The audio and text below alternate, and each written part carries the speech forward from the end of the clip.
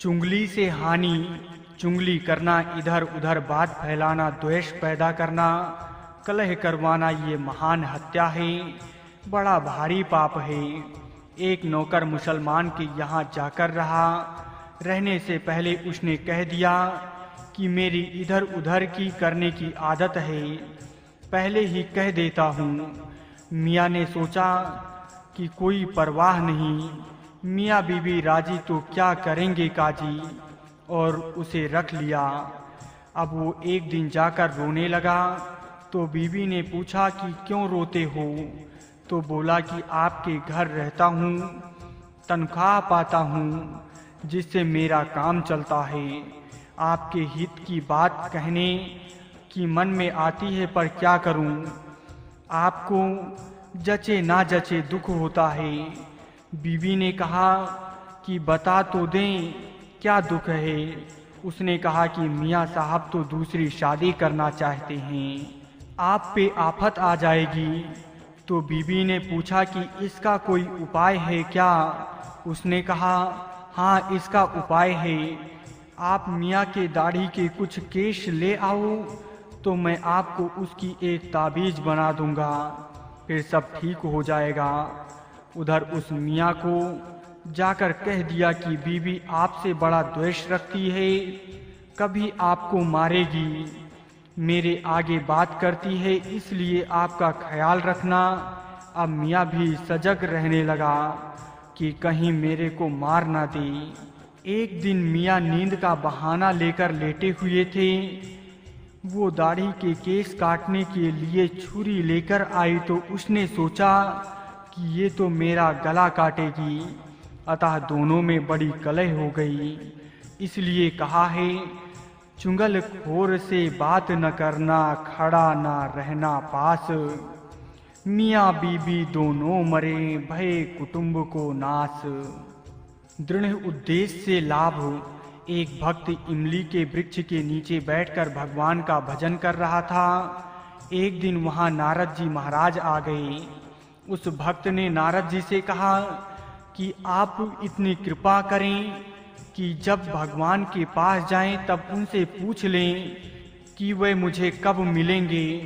नारद जी भगवान के पास गए और पूछा कि अमुक स्थान पर एक भक्त इमली के वृक्ष के नीचे बैठा है और भजन कर रहा है, उसको आप कब मिलोगे?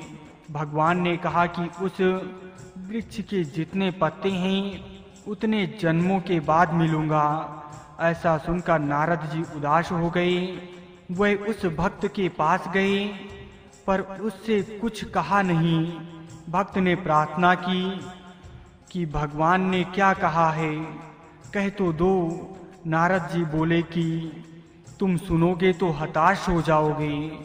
जब भक्त ने बहुत आग्रह किया तब नारद जी बोले कि इस वृक्ष के नीचे जितने पत्ते हैं उतने जन्मों के बाद भगवान की प्राप्ति होगी। भक्त ने उत्सुकता से पूछा कि क्या भगवान ने खुद ऐसा कहा है? नारद जी ने कहा हाँ, खुद भगवान ने कहा है। ये सुनकर वो भक्त खुशी से नाचने लगा कि भगवान मेरे को मिलेंगे मिलेंगे मिलेंगे, क्योंकि भगवान के वचन झूठे नहीं हो सकते। इतने में ही भगवान वहां प्रकट हो गए। नारद जी ने देखा तो उनको बड़ा आश्चर्य हुआ। वे भगवान से बोले कि हे महाराज, अगर यही बात थी तो मेरी फिजीती क्यों कराई? आपको जल्दी मिलना था तो मिल जाते। मेरे से तो कहा कि इतने जन्मों के बाद मिलूंगा और आप अभी आ गए। भगवान ने कहा कि हे नारद, जब तुमने इस विषय में पूछा था तब ये जिस चाल से भजन कर रहा था उस चाल से इसको तो उतने ही जन्म लगते, परंतु अब तो इसकी चाल ही बदल गई है। ये तो भगवान मेरे को मिलेंगे, इतनी बात पर ही मस्ती से नाचने लग गया। इसलिए मुझे अभी ही आना पड़ा, कारण कि उद्देश्य की सिद्धि में जो अटल विश्वास अन्यथा दृढ़ उत्साह होता है उससे भजन तेज हो जाता है। एक संत थे, वह एक जाट के घर गए। जाट ने उनकी बड़ी सेवा की। संत ने उससे कहा कि रोजाना नाम जप करने का कुछ नियम ले लो। जाट ने कहा कि हे बाबा, हमारे को वक्त नहीं मिलता। संत ने कहा कि अच्छा, रोजाना एक बार ठाकुर जी की मूर्ति का दर्शन कर आया करो। जाट ने कहा कि मैं तो खेत में रह जाता हूँ, ठाकुर जी की मूर्ति गांव के मंदिर में है, कैसे करूं? संत ने उसको कई साधन बताए कि वो कुछ ना कुछ नियम ले ले, पर वो यही कहता रहा कि मेरे से ये नहीं बनेगा। मैं खेत में काम करूं या माला लेकर जप करूं, इतना समय मेरे पास कहाँ है? बाल बच्चे का पालन पोषण करना है। तुम्हारे जैसे बाबा जी थोड़े ही हूँ कि बैठकर भजन करूं। संत ने कहा कि अच्छा, तू क्या कर सकता है? जाट बोला कि हमारे पड़ोस में एक कुम्हार रहता है, उसके साथ मेरी मित्रता है। खेत भी पास पास में है और घर भी पास पास में है। रोजाना नियम से एक बार उसको देख लिया करूँगा। संत ने कहा ठीक है, उसको देखे बिना भोजन मत करना। जाट ने स्वीकार कर लिया।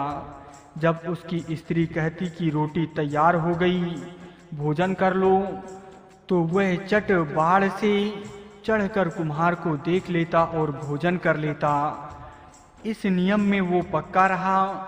एक दिन जाट को खेत में जल्दी जाना था, इसलिए भोजन जल्दी तैयार कर लिया।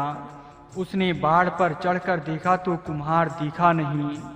पूछने पर पता लगा कि वो मिट्टी खोदने बाहर गया है। जाट बोला कि कहाँ मर गया, कम से कम देख तो लेता। अब जाट उसको देखने के लिए तेजी से भागा। उधर कुम्हार की मिट्टी खोदते खोदते एक हंडी मिल गई, जिससे तरह तरह के रत्न असरफियां भरी हुई थीं। उसके मन में आया कि कोई देख ना ले तो मुश्किल हो जाएगी, अतः वो देखने के लिए ऊपर चढ़ा तो सामने वो जाट आ गया। कुम्हार को देखते ही वो जाट वापस भागा तो कुम्हार समझा कि उसने वो हांडी देख ली और अब आफत पैदा करेगा। कुम्हार ने आवाज लगाई कि अरे जा मत, जा मत। जाट बोला कि बस देख लिया, देख लिया। कुम्हार बोला कि अच्छा, देख लिया तो आधा तेरा आधा मेरा, पर किसी से कहना मत। जाट वापस आया तो उसको धन मिल गया। उसके मन में विचार आया कि संत से अपना मनचाहा नियम लेने से इतनी बात है, अगर सदा उसकी आज्ञा का पालन करूं तो कितना लाभ होगा। ऐसा विचार करके वो जाट और उसका मित्र कुम्हार दोनों ही भगवान के भक्त बन गए। तात्पर्य ये है कि हम दृढ़ता से अपना उद्देश्य बना लें कि चाहे जो हो जाए, हमें तो भगवान की तरफ चलना है, भगवान का भजन करना है। उद्देश्य बनाने की अपेक्षा भी उद्देश्य को पहचान लें, कारण कि उद्देश्य पहले बना है। मनुष्य जन्म पीछे मिला है, मनुष्य जन्म केवल भगवत प्राप्ति के लिए ही मिला है। इस उद्देश्य को पहचान लें, संदेह रहित मान लें, तो फिर भजन अपने आप होगा।